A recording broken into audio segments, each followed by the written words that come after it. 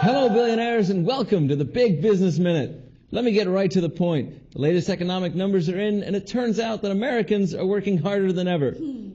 For a closer look, we turn to our senior economic correspondent, Owen Dwight Howse, reporting live from the front lines of the class war, currently embedded with the Labor Department's 5th Division. Owen, welcome to the show. Thank you for having me. Well, not yet, I haven't.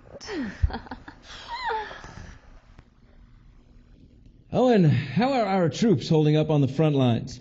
Labor's 5th Division, also known as the Fighting Fractions, have been working hard to reward investors. Owen, these latest numbers signal strong economic growth and final proof that Bush's tax cuts are, in fact, creating an atmosphere of unprecedented wealth for the most, deserving Americans.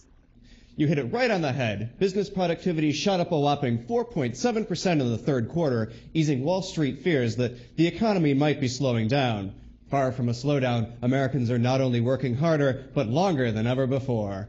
And the best part is, we're paying them much less to do it. Really? Well, it says here that workers' pay has increased 3.7%. Right. That's a good number to tout if you're worried about national morale. But my morale's just fine, thank you. The truth is, the increase in wages is before you adjust for inflation. When you take that into account, wages have fallen 1.5 points. I mean, big oil's posting record profits these days. Where do you think they're getting them from? But someone must be enjoying the fruits of all this labor. Management, perhaps? No. Even managers, the so-called best off of the workforce, have accepted a 4% drop in real wages since 2003. Suckers. In fact, median household income on whole has declined 5 straight years. Really, with economic trends like these, who needs to bilk employees with pyramid schemes? I bet Kenley is kicking himself right now. Super news for the super rich. The working class is sucking it up and doing more work for so much less pay. We really are headed back to the good old days of 1898. Woo! But listen, this week the president called for an extension on his tax cuts on capital and investment income. Those cuts are bound to help working people. How exactly? Well, now they put all their spare cash in the stock market. Spare cash? We're talking about the workers, right? Kidding, Monet, but that is the talking point. But seriously, Owen, after last week's $50 billion in budget cuts to programs like Medicaid, are more tax breaks for the wealthiest 1% going to fly with working Americans?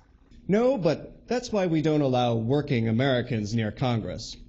Before you go, some say that ballooning deficits, a widening income gap, and tax cuts for the richest Americans might lead to an eventual economic collapse. Oh. Of course, these policies aren't sustainable in the long haul, but that doesn't mean we shouldn't cash in until then. And don't worry, Rove's got it all figured out. We'll be forced to raise taxes just as the next Democrat is sworn into office.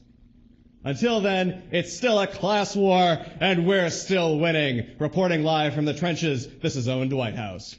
Thank you, Owen. We'll see you at Greenspan's next hot tub party. Greenspan throws hot tub parties? Well, it's official. People are getting richer. Well, some of us, anyway. That's all for today's Big Business Minute. Tune in next week for our report on the expanding field of underage military recruitment in Old Enough for Fractions? You're old enough for the Army. I'm Ivy League Legacy. And I'm Monet all over DePlace, reminding you that we're all in this together. Sort of. You didn't tell me about those hot tub Oh, parties. Monet, don't even ask. When are you going to start inviting me to these things?